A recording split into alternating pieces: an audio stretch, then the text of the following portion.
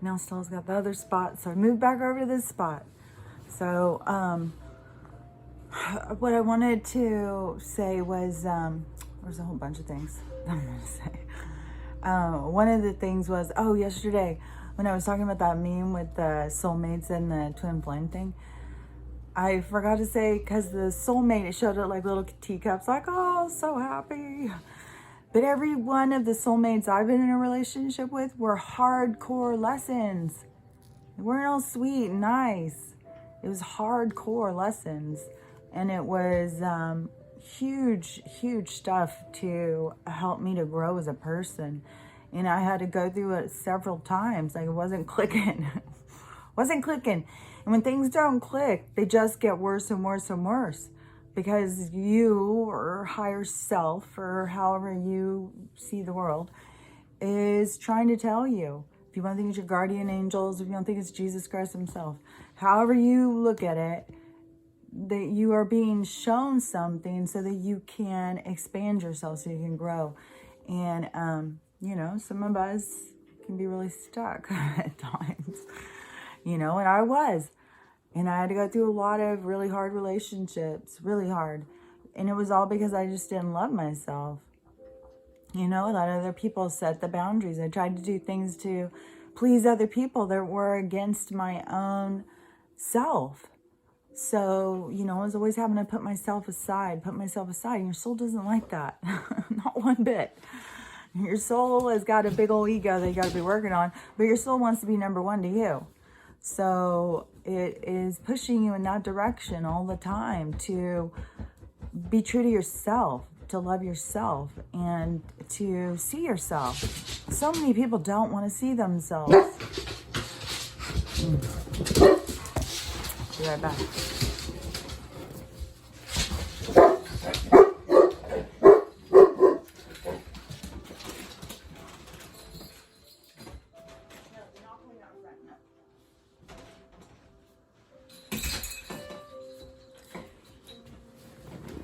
I could move it, but now I'm already over here.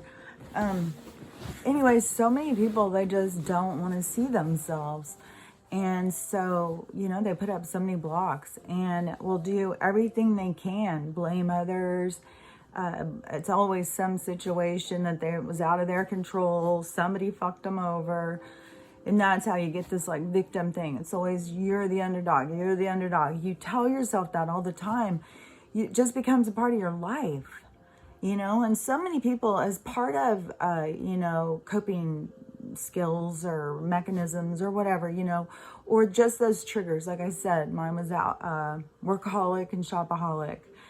And, but there's so many people who have to do things that are not good for them to distract them from them, because they don't want to think about themselves in that way to see themselves more clearly. They'd rather distract themselves. And so many people use so many different tools for that. Drama is a huge one, I've really noticed. Create drama. You don't have to fucking pay attention to shit. You just create drama all the time. Then, you can be the center of the whole situation all the time. But, no matter what, at some point, you're going to have to face yourself. And then you got to face all your dirty, rotten parts of you that, would rather create drama than see parts of themselves. And if you can't get along with other people and there starts being a pattern, you really need to look at yourself and think, like, what am I not seeing? And I always that's a go-to to me with the guidance, collective consciousness, whatever you want to think of it, is to tell them, show me what I'm not seeing. Make it clear to me what I'm not seeing. I used to just, go blindly through life thinking, this is life, this is life, this is life. And then, but once I had to, once I was, knocked out of the rat race and then had to, find my worth, figure out who the fuck I was, then, you reprioritize things. You see things differently. You see things that used to seem important aren't important, and things that, old goals change, and the way you just the way you communicate in the world changes. You see your imprint differently. You see your legacy differently. You see things just differently. And I think it is like it's a near-death experience. Some people cross all the way over. And others, you know, you're just faced with the death of self, but also the death of an idea, a creation of something you thought you were building. So it's really, you know, it's a lot when you start having to deal with loss and loss of self-identity and stuff. And, but it does get you to to see things differently and see people differently and the way that you want to be a part of everything differently. And, you know, if you're just still fighting everything, just fighting your way through, it is because you're just not, your triggers haven't happened yet. Because everything, no matter, even if it seems like there's so much going on, which, you know, if you're paying attention, you know there is, that still, until it affects some people, they don't see it. They don't, until they feel the effects. They live in a world of oblivion, a disconnect, a place where they can just protect themselves. It is kind of like a pearl inside an oyster. They've got to have something that protects them, and it is not unity. That's way too vulnerable. How can you like somebody that you're not, you know, like, I just think like if somebody's clothes or whatever, if they wear a red hat, you know, and that triggers you, you got to be looking at yourself like, why? What in me? Like, what, am I judgmental? Am I a bigot? Like, what in me is being triggered to not even be able to see this person only sees a red hat? Like, why can't I see the person underneath that hat?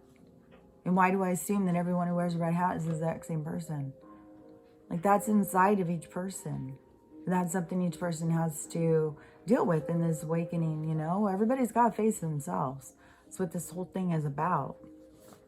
But, anyways, when I was talking about, like, the soulmate thing, it's just funny because so many people think, like, oh, soulmates, oh, that's just, you know, that's the wonderful thing in life. You get a soulmate. You get tons of soulmates. They come into your life all the time. And they are there to teach you. They aren't there to just, you know, drop fairy dust in your life and make everything better. That's up to you to do. You have to do that for you. That is the whole thing. The soulmates come in to teach you how to do that for you. It's like you don't need somebody doing something for you. I'd heard that about the farming thing. Some kind of, I don't know, maybe it's a proverb or something. But, you know, you don't go in and just grow the garden for them. You go in and show them how to plant it so they can garden for themselves. You don't need to master someone else's life. You need to show them how to be productive in their own life. How to, you know, to find their own survival, not just carry them, because that's not good for them and it's not good for you. It's not good for relationships. So I remember what I was talking about that. I feel like I'm just all over the place in my brain. Even if I'm staying coherent, my brain is just like, but I don't even know if I'm staying coherent. I'm probably all over the place as usual. But yeah, the soulmate thing is, you know, it's just don't get caught up out there.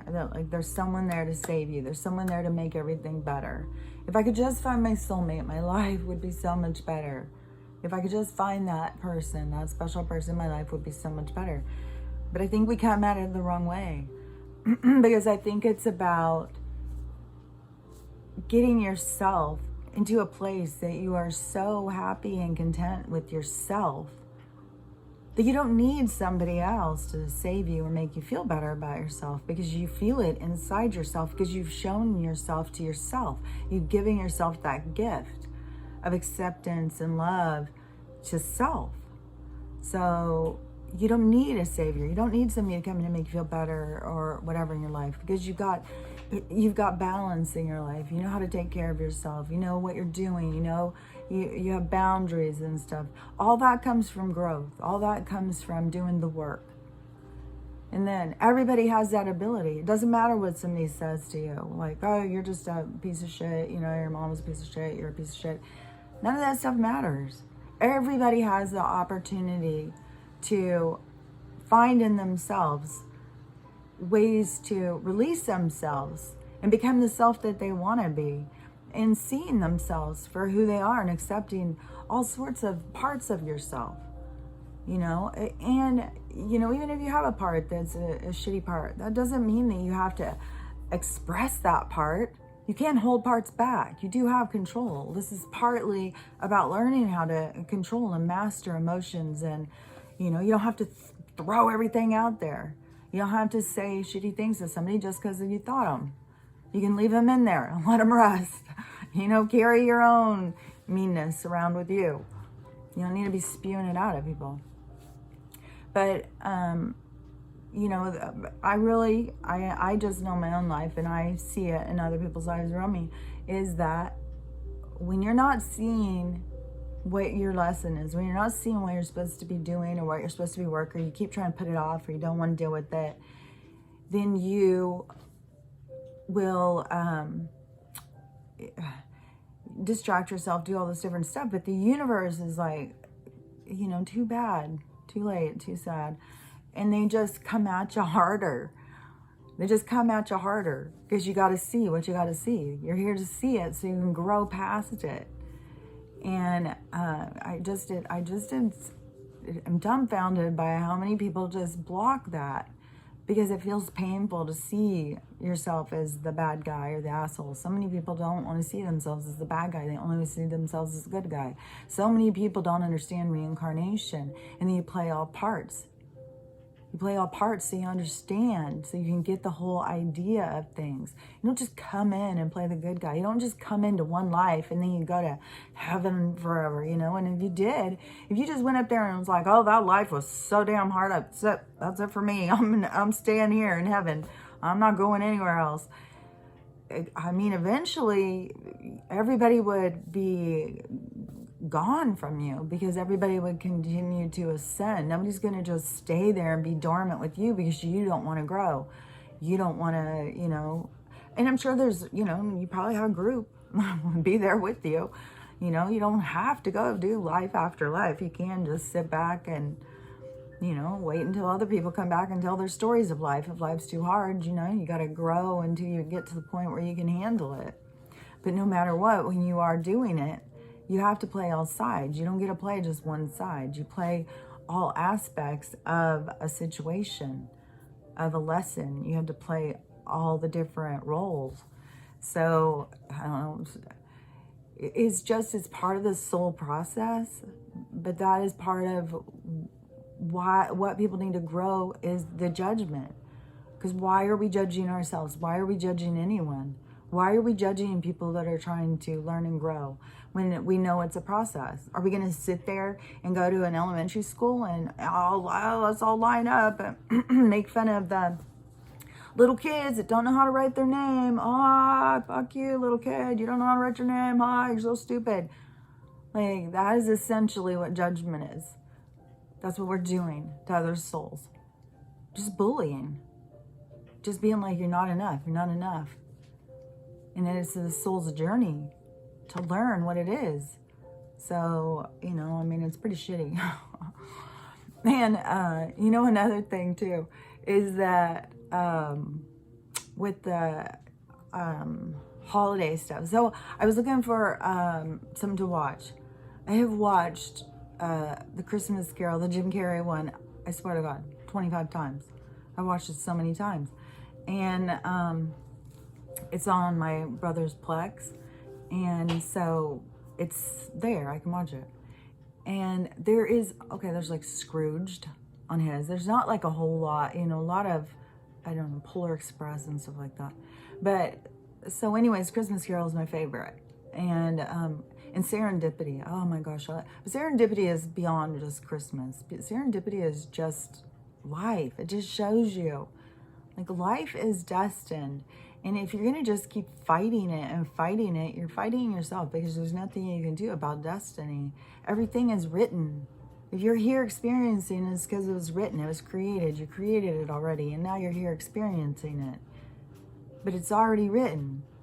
So, you know, it's the trusting and knowing, your inner knowing, and knowing what is going to work out, and knowing what's yours, and knowing what you're worth.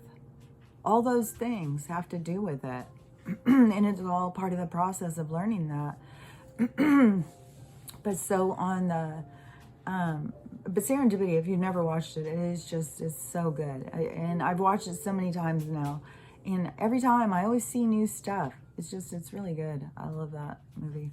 And Christmas Carol, that's my favorite kind of story, because it's all about redemption. I know I've talked about this a lot of times.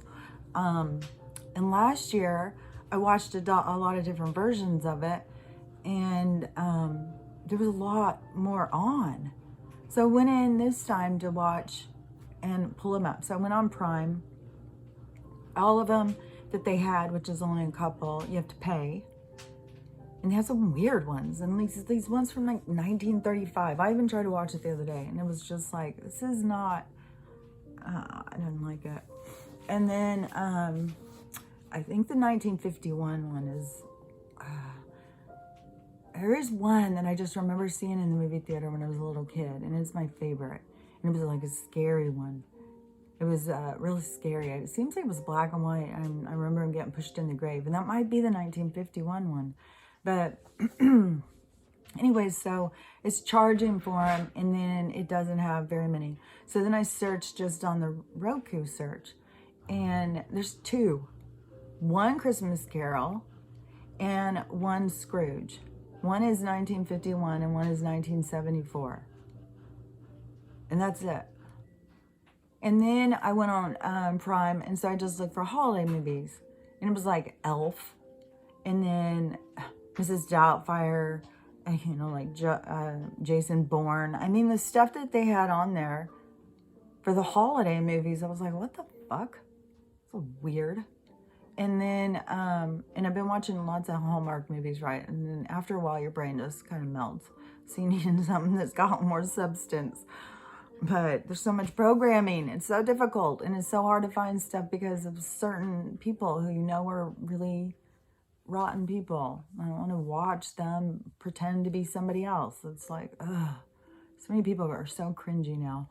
But anyways, the thing that got me was, and then also on Netflix, they've got some, you know, holiday ones. I didn't go through all of theirs. Just every time I come to Polar Express, it makes me want to barf. Just because the person who's, that guy, the guy who duped America, probably duped the world, the all-American duper. But anyways, so on the Netflix one, you know, I watched that one holiday movie, and it was I still don't want to say the name, but it was about Thanksgiving, supposedly, and it was these people all getting together. And it was just so much hardcore sex, so much just nonstop talking about sex, nonstop. Oh, I just couldn't even get over. It was so ridiculous. And this is a freaking holiday movie. This is like the 2021 holiday movie. I think it was 2020 actually.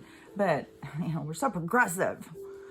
We don't worry about anything. I mean, we can't even talk about like certain things, but we can sure the hell talk about sex. And so it was just tons of that. And then the one baby, you know, is always just being left like, it's an afterthought. Babies don't really need people. You just need sex. It's like, what the fuck? They're just turning our society into such warped. It's idiocracy. They're programming people to just be that way. And the people are like, okay. Okay. Yeah, well, they did it in a movie. Why can't I leave my kids at home alone? God damn. So anyways, when I was looking at, I was like, this is weird, you know, especially when I searched on Roku, and it was just, you know, it didn't have a big long list of a bunch of Christmas movies coming up or anything. And especially Scrooge, because there's such a moral to the story. And I think it goes right exactly perfectly with what they're pushing, what the programming is they're pushing, and why they're taking away things that show you moral and redemption and how to become a better person and what's important, and, you know, looking at the past, looking at yourself deeper. Like, they don't want people to do that. You know, but you have to want that for yourself. You have to want it in your soul. But you can really see, like, how they, you know, what they're doing to society, what their plan is. And, you know, it's sad because so many people are just not even awakened at all to notice any of that, like what the direction they're headed. Like, they're all in the car careening towards the fucking cliff, and they're all looking in the back seat. It's like, what the fuck? But, you know, it's about everybody getting this opportunity to awaken and that is to start listening to your soul. You know, to start listening to what's inside of you. To stop listening to what's outside of you. Stop thinking what's outside of you is going to make you feel better. Stop making, like, everything outside of you can make you feel better. And just like yesterday, I was telling my one daughter, I did get a good opportunity to say some stuff that I think I haven't got to say before. But, you know, now there's a lot of people who are dying. And before, when they told us about the pandemic, it didn't make any sense to me because I didn't, you know, it was like, okay, where's all the death? Like, why are we closing down the whole world? Like, shouldn't there be, like, meat trucks going down the road? Bring out your dead, bring out your dead. Like, what the fuck? And so I was like, okay, thumbs up, especially when they started saying, hey, wear this will help you. I was like, that's not what that's for. That's not gonna help you. And, you know, and everybody's like, shut up, crazy person, this is different. The fucktard said he said so, and so did Gator Boy. They know what's up. I'm like, oh my God. So, you know, and I have made it quite clear, well, that led me to listening to Trump all the time and seeing, like, then I started seeing, like, what the fuck? The news is lying about what he's saying? Like, what the hell's going on? And that guy was definitely a catalyst to awakening a lot of people, because he showed what was going on with his own, like, here, I'm going to throw myself out there. Say I got a big ass and I'm orange. But, you know, I'm going to show you guys, like, what these people are that we're dealing with. And it was clear to me. Nobody wanted to hear it.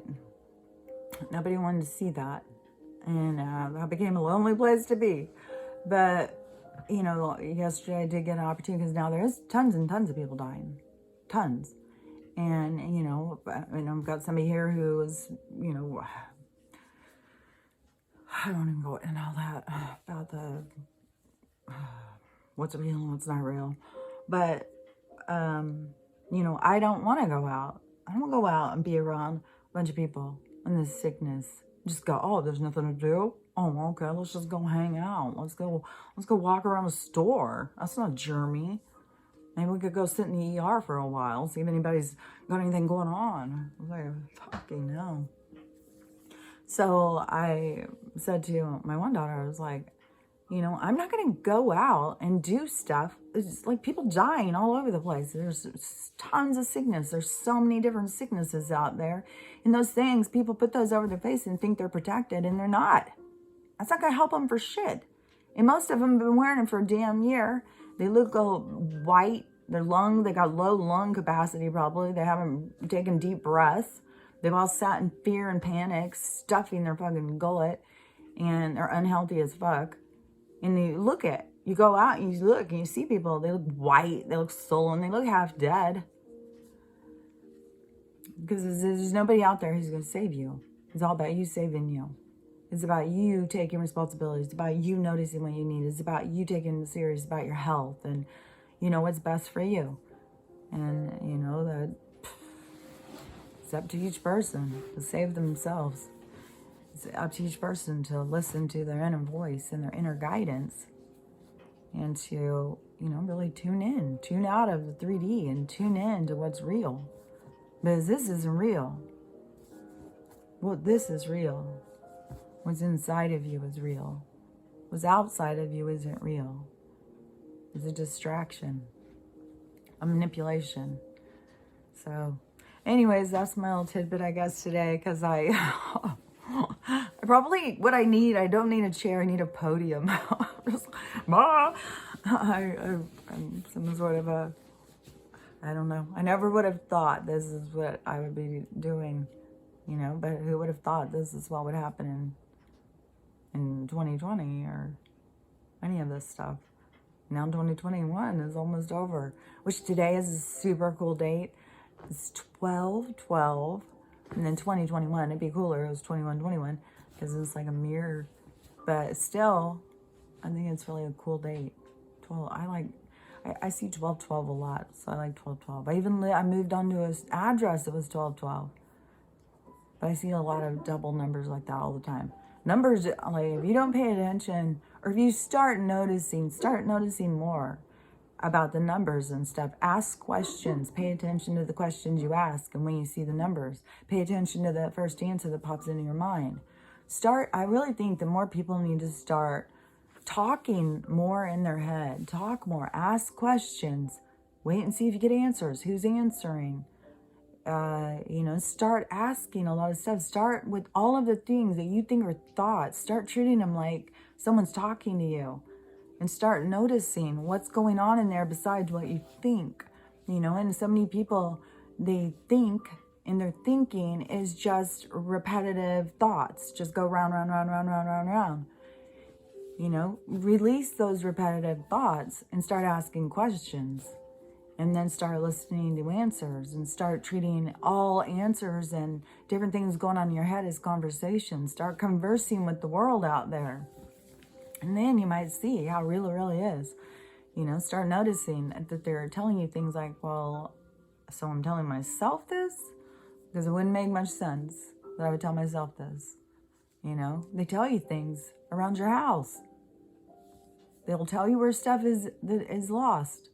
They will, there's all sorts of things that they tell you. You just got to tune in and start paying attention. So anyways, if you're having trouble with that, just start paying attention, because really what's inside of you is real. And all of this stuff is an illusion. It's just to come here and experience. And we're creating this. I mean, this is crazy. So, okay. Have a great day. Dogs are pounding to get back in. So have a great day. And I'm sure I'll be back tomorrow. Talk to you later. Bye.